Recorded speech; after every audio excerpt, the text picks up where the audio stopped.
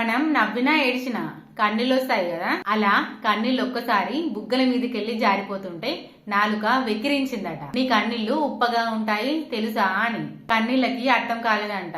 ఎందుకు అని అడిగినాయట కన్నీళ్లు. అప్పుడు నాలుక చెప్పిందట, సముద్రంలో లోతు ఎంత ఉంటుందో ఆడవాళ్ళ మనసు సాంద్రత, ఎమోషన్స్ తాలూకా భావోద్వేగాలు కూడా అంతకంటే ఎక్కువ లోతు, అందుకే కన్నీళ్లు ఉప్పగా ఉంటాయి అన్నదట. అప్పుడు కన్నీళ్లు అందట, సరే ఉప్పగా ఉంటాయి, అందరి కన్నీళ్లు ఉప్పగానే ఉంటాయి, ఎవరి కన్నీళ్ళైనా కూడా, కానీ మా కన్నీళ్లకు బాధులైతే నువ్వే తెలుసా అన్నదంట నాలుకని. అప్పుడు నాలుక, ఇదేం చోద్యం మరీ బాగుంది, మధ్యలో నేనేం చేశానట అని అందట.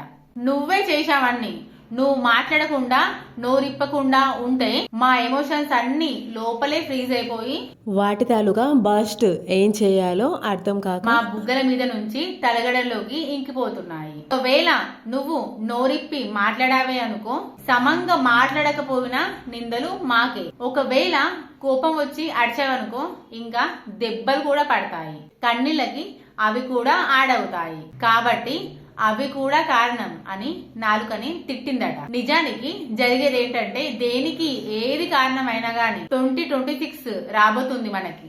మన కన్నీళ్ళకి ఏది కారణమో అది తగ్గించుకొని టైం వేస్ట్ చేసేదానికన్నా సంతోషంగా ఉండాలంటే ఏం చేయాలి? చిన్న చిన్న పనుల్లో చాలా సంతోషం ఉంటదని గమనించి అటు మూవ్ ఆన్ అయ్యి 2026 ని మీరు సమర్థవంతంగా ముందుకు తీసుకెళ్లాలని మనస్ఫూర్తిగా కోరుకుంటున్నాను. ఇప్పటి నుంచి దానికి ప్లాన్స్ చేయండి.